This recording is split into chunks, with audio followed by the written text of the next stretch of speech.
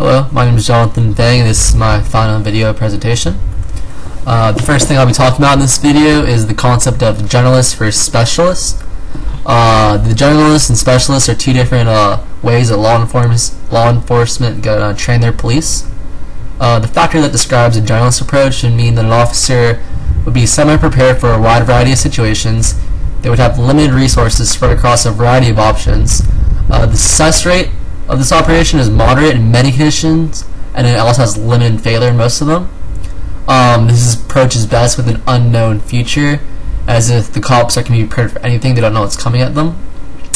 The specialist describes cops who are well prepared for a few situations, but they're well prepared. The resources would be used all towards a few occurrences. The success rate would be extremely high for what they're trained to do, but would have high failure for what they don't know how to do. And this approach is best with a known future, where the officers know the situation ahead of time and are prepared what they're going in for. Overall, I think it's important for all officers to have a general idea of what they need to do, but at the same time, it's also important for a specialist to be able to be there for situations where it's a little more hard for a normal officer to handle. Next, I'll be talking about the types of patrols. There are three different types of patrols that officers usually partake in to keep their surrounding areas safe. The three types of patrols that officers do include community patrols, random patrols, and strategic patrols. For community patrols, the officers are given the task of looking over a certain part of the city. It's usually a residential area. The officers who do these patrols often become familiar with the people who live there and build up a relationship with them.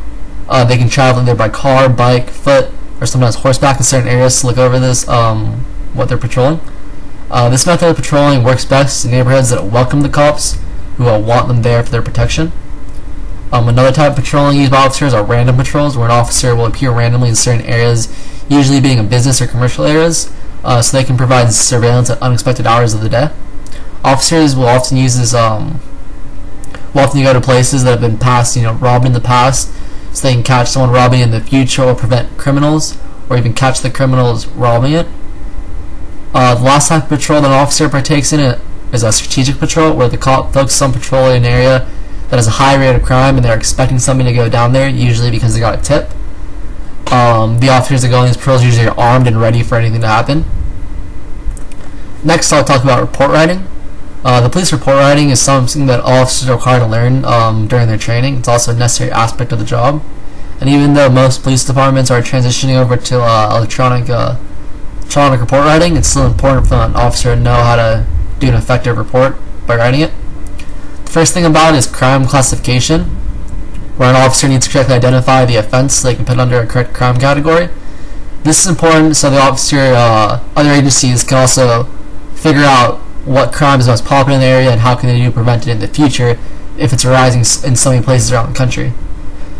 Secondly, the officer needs to take down the suspect's basic information or victims. Most of the information the officer will need will be off the government ID card that they have issued, and all information is required to be put down because it can be used in future cases. Thirdly, the officer should write down the incident information. This would include the time, date, and location of where the incident happened. When it comes to the location, it has to be, if it happened in multiple areas, it has to be in the first area. All this information is critical. If the case goes to trial, the judge just has everything in stone cold facts. The last two things that make up a well-written police report would be the suspect's information that isn't included on the government ID. This can include tattoos, birthmarks, race, or what they're wearing at the time. And then the overall report needs to have a correct structure and nothing can be repeated because it can be looked bad upon by other people reviewing it. Public relations is the next thing I'll be talking about. Even though an officer's job is to keep the city safe as possible, the best way to achieve this is to have a healthy relationship with the public. The people who cops go over should always feel comfortable around law enforcement and should always feel safe to call them if there is a problem. Community patrolling, like I discussed earlier in this video, is one way the public relations can increase when cops are going out and talking with people on a more personal level. But besides patrolling, cops can also talk to people when they're off the clock or not patrolling, have a cup of coffee with them, get a local bite to eat, just talk about general things, and people be more fond of the cops. Overall, building up the rapport with citizens is an important part of the job because the trust that's built will stay there for future cops, and it can be a safer city in general. Media is officers shouldn't be shy when it comes to media. Communication is a key part of the job for police. When it comes to the media, having clear communication with them is a necessity. One of the most important tools that police have to reach out to the public is through news media. So an effective working relationship between reporters and cops is essential. One way that a cop is able to reach out to the public is through interviews. Before an interview, the cop should know what they're going in for, should know what they need to talk about. If they're not familiar with the topic, they can have a specialist there who can help answer the questions in a more effective manner. And then, although most reporters are there to do their job and get the information to the public, cops also need to be aware of the media who are there to maybe get some lies or make up some stuff for the cops to say things that they shouldn't be saying.